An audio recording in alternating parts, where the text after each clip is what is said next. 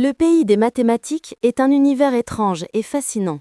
On y rencontre des paysages insoupçonnés, des idées vertigineuses et parfois même des concepts utiles dans la vie réelle. Pas besoin de se plonger dans des calculs interminables, il suffit d'ouvrir les yeux et de se laisser guider.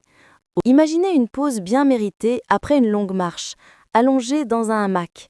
Sa forme courbée ressemble étrangement à une parabole, cette courbe bien connue des mathématiques. Rappelons-le, une parabole est le graphe d'une fonction du second degré. Elle coupe parfois l'axe horizontal en 2 points, ce qui correspond aux fameuses racines de l'équation quadratique.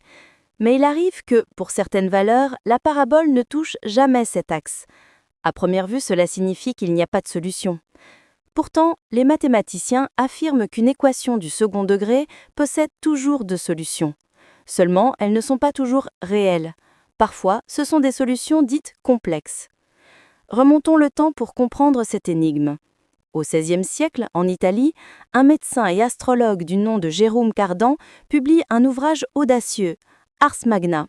Dans ce traité, il explique comment résoudre les équations du 3e degré, un problème qui fascinait les savants de son époque.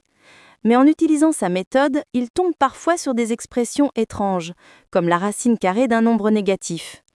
À son époque, cela semblait absurde. Comment imaginer une surface négative ? Cardan met ces cas de côté et les baptise équations irréductibles. Un siècle plus tard, René Descartes reprend le flambeau. Il introduit une nouvelle notation encore utilisée aujourd'hui et classe les solutions en 3 catégories. Les solutions réelles positives, qui correspondent à des grandeurs mesurables, les solutions négatives, acceptées malgré leur étrangeté, et enfin ces solutions mystérieuses liées aux racines carrées de nombres négatifs. Descartes les qualifie d'imaginaires, un mot qui restera même si l'appellation est trompeuse. Peu à peu, d'autres mathématiciens s'y intéressent. Euler, au XVIIIe siècle, accepte leur existence et introduit la lettre I pour désigner la racine carrée de -1. Pourtant, le mystère reste entier. À quoi ces nombres pouvaient-ils bien correspondre ? La réponse arrive en 1796 au Danemark grâce à Caspar Wessel. Il propose une interprétation géométrique, les nombres ne sont plus seulement sur une droite, mais peuvent être représentés dans un plan.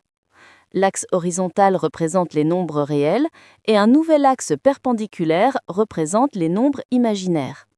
Ainsi, multiplier par -1 revient à faire un demi-tour et multiplier par i revient à effectuer une rotation d'un quart de tour. Cette idée révolutionnaire sera consolidée par Gauss quelques décennies plus tard. Il donne à cet espace le nom de plan complexe. Dans ce plan, chaque nombre complexe est représenté par un point. On peut alors additionner et multiplier ces nombres comme des vecteurs et surtout, toutes les équations quadratiques trouvent toujours leurs 2 solutions, qu'elles soient réelles ou complexes. Finalement, ce qui paraissait imaginaire s'est imposé comme un outil indispensable, non seulement en mathématiques, mais aussi en physique, en ingénierie et en informatique.